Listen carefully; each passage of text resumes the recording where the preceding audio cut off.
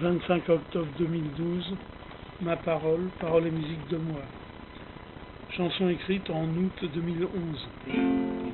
Et vous qui passez sans me voir, ouvrez donc grandes vos oreilles, pour que quand claque mon bavoir, vous en esgourdiez les merveilles. Je profite d'un jour de vent, dans les corridors du palais, pour dire ce que j'ai pas dit avant, je me décide enfin à parler. Quand j'ai dû apprendre à causer, j'avais pas école le jeudi, et pas le droit à la télé, la faculté me l'interdit. Durant les lointaines années, où au boulot de bon matin, je me suis tout seul inventé, moi et mon prétendu destin. D'abord j'ai inventé la poudre, puis l'abandonnais au désert, et la rouée surtout la foudre, pour balayer toute la misère. Depuis que le nord est au nord, la gauche à droite, n'est-ce pas ma sœur? J'aime aller droit dans les décors, pour en vérifier l'épaisseur. J'ai pu donc visiter à l'œil des pièces pour moi inconnues, ouvrant des portes en trompe-l'œil dans les couloirs des avenues. Pour que fonctionne cette usine, j'ai dû passer devant mes yeux les kilomètres de bobines du cinéma de la banlieue.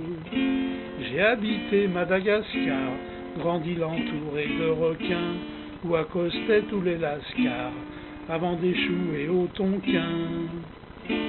J'examinais à la jumelle le polygone de l'Arsenal, paysage sensationnel qu'on ne voit jamais dans le journal. C'était route de Saint-Germain, dans une maison italienne, et à 20 minutes du train, pour Valence, Menton et Gênes. Et puis avenue Jean Jaurès, à côté d'un dépôt d'archives, au loin on voyait le grand cerf, aux abois dans le champ des cygnes.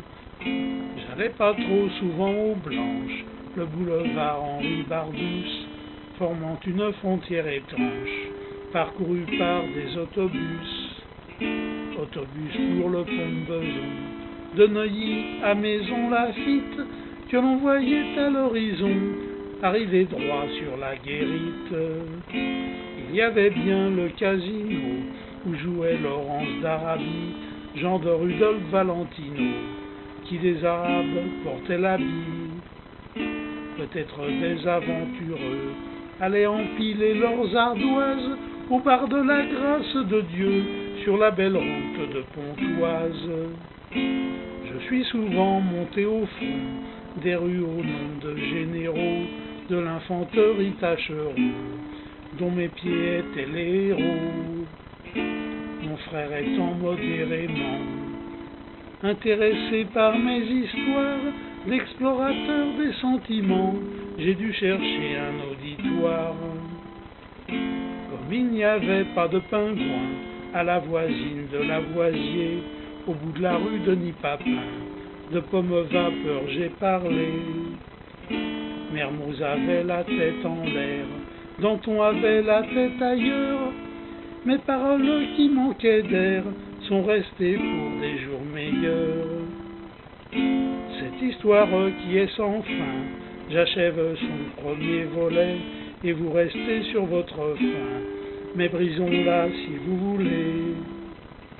Cette histoire qui est sans fin, j'achève son premier volet, mais vous restez sur votre fin, mais brisons-la si vous voulez.